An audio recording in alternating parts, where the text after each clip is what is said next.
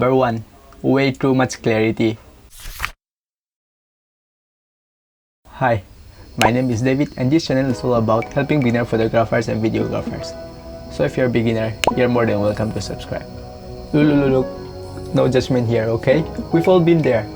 When we're starting out, we tend to push the clarity a little bit too far.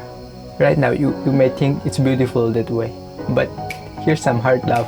It's not. It's really not. Your image will do way better if you dial down a bit, okay? Number 2, thinking you know everything. Look, I totally understand you. Back when I was starting out, I was 15. Back then, I thought I knew everything about life, photo, video, finance, etc. But the truth is, my friend, we know shit when we're starting out. So just tone down your ego and learn how to learn. 3. Not moving or changing up your angle. When you take a photo and you look at it and you're like, something's off. In this situation, you can change up your angle or move something in the frame. Like for example, there's a helmet in the frame or a water bottle. Whatever it is, move that out of the frame.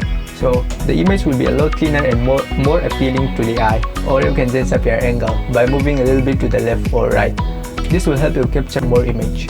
Which leads us to number 4, not taking enough photo. You know, back when I was starting out, I used to take 1 or 2 photos of the subject and call it a day.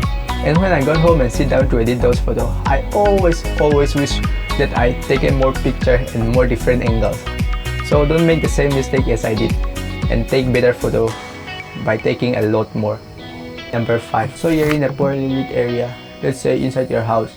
Your camera gonna need more light, that's for sure. That's when you will bump up your ISO. But keep in mind that the higher your ISO, the more digital noise. So try to avoid that and keep your ISO as low as possible. Number 6. Not shooting in RAW. If you're still shooting in JPEG, please go and pick up your camera and switch it to RAW. It's a lot better. When you're shooting in JPEG, your camera apply the white balance, saturation, contrast, and compress the image. The RAW image is far better and it allows more flexibility when it comes to post-production. But the RAW image file size is way bigger. But this shouldn't be an excuse because I use my phone to edit in the beginning. And trust me, 64 GB is tight, but I still managed to do it. You can use cloud storage like Google Drive, it's free. Mistake number 7, still using the auto mode. When you're shooting in auto mode, your camera does everything for you. That might sound good, but it's not. Trust me, let me tell you why. The auto setting will restrict you in many scenarios and you won't be flexible. Like for example, if you want to take a low exposure shot, you will be able to achieve that with the auto mode. So turn your mode dialing to M, which stands for manual, and learn how to use that. Number 8, comparing your work to others. I'm telling you, comparing yourself to all these big photographers and videographers you found on the internet would make you feel so small. It will kill your creativity, your drive and your motivation.